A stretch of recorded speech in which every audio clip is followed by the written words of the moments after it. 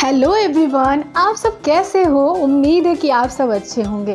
तो मैं हूँ स्वीटी और आ गई हूँ आपके साथ एक और नई कहानी को लेकर के। तो आइए आज की कहानी शुरू करते हैं। धोबी और गधा। एक समय की बात है, एक धोबी के पास एक गधा था। जब वो धोबी अपने ससुराल जाता था तो गधे पर चढ़कर जाता था, परंतु लौटते समय ससुराल के गांव से बाहर आते ही उतर जाता था और रस्सी से पकड़कर गधे को ले आता था। उसे पता था कि लौटने पर गधे को कपड़ों के गट्ठर उठाने पड़ेंगे। बेचारे गधे को आराम तो मिलना चाहिए ना। कुछ दिन ससुराल रहने के बाद वह धोबी अपने ससुराल से वापस आ रहा था। धोबी आगे आगे चल रहा था और उसका गधा पीछे पीछे चल रहा था। गधे के गले में रस्सी बंधी थी। रस्सी का सिरा धोबी के हाथ में था। गधा अपनी मस्ती में चल रहा था, इसलिए रस्सी काफी ढीली पड़ गई थी। धोबी कुछ मन में सोचते हुए बस सामने देखकर चले जा रहा था। तभी रास्ते में दो ठगों ने इस प्रकार उसे जाते देखा तो धोबी से गधा ठगने की चाल चली। वे दबे पांव धोबी के पास पहुँचे। उन्होंने चतुराई से चलते हुए इस प्रकार गधे के गले से रस्सी खोली कि धोबी को कोई शक ही नहीं हुआ। ठग गधे को लेकर झाड़ियों में गायब हो गया। दूसरे ठग ने रस्सी का सिरा अपने गले में बांध लिया और गधा बनकर चलने लगा। जब वे काफी दूर निकल गए तो गधा बना हुआ ठग खड़ा हो गया। धोबी तो चला ही जा रहा था, रस्सी तन गई। धोबी ने बिना पीछे देखे रस्सी को खींचा और बड़बड़ाया, अबे चल, अब तो चलता क्यों नहीं। ठग ने अपने गले को दबने से बचाने के लिए रस्सी हाथों से पकड़ ली थी। जब खींचने के बाद भी रस्सी ढीली नहीं हुई तो धोबी ने पीछे मुड़कर देखना चाहा कि गधा क्यों नहीं चल रहा है। धोबी जब पीछे मुड़कर देखा तो गधे की जगह एक आदमी को रस्सी से बंधा देखकर धोबी चकित हुआ।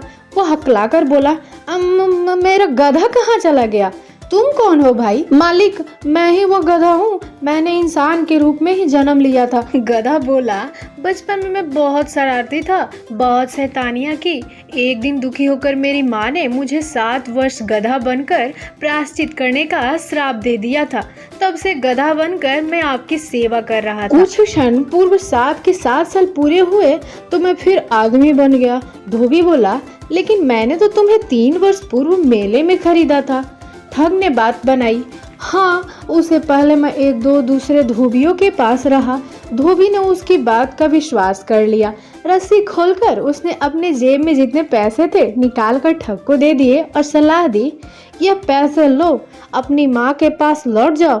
अब शरारत न करना, खूब मेहनत करना और अपनी माँ की सेवा कर उसे खुश रखना। ठग पैसे लेकर चलते बना। दोनों ठग मिले तो धोबी की मूर्खता पर खूब हंसे। ठगों ने वह गधा अच्छे दामों में गधों के व्यापारी को बेच दिया। कुछ दिन बाद जब पशु मेला लगा, मेले में वह गधा भी बिकने के लिए आया। उधर धोबी भी नया गधा खरीदने मेले में आया और गधों को देखता हुआ वह उस अपने वाले गधे के पास आया। गधा उसे जाना पहचाना सा लगा। धोबी ने उसकी पीठ पर अपना लगाया निशान देखा। गधा भी अपने मालिक को पहचान कर खुशी से कान फड़फड़ाने लगा। धोबी बोला, तुझे माँ ने फिर गधा बना दिया? घर जाते ही फिर कोई शैतानी कर बैठा। मैं तेरे जैसे नालायक को नहीं खरीदूंगा। धोबी को गधे से बात करते देख लोग हंसने लगे। लोगों ने समझा यह पागल हो गया है। यह बात धोबी के गांव भी पहुंच गई। गांव वालों ने कहा, या तो इसका दिमाग खराब हो गया है या भंग वंग का नशा करने लगा है, या फिर कहीं किसी दिन कपड़ों को जला ना दे या फाड़ ना डाले। यह सोचकर लोगों ने उसे पुलने के लिए कपड़े देना भी बंद कर दिया। अब तो धोबी न घर का रहा न घाट का रहा। सीख, दूसरों की बातों का बिना सोचे समझे विश्वास नहीं करना चाहिए।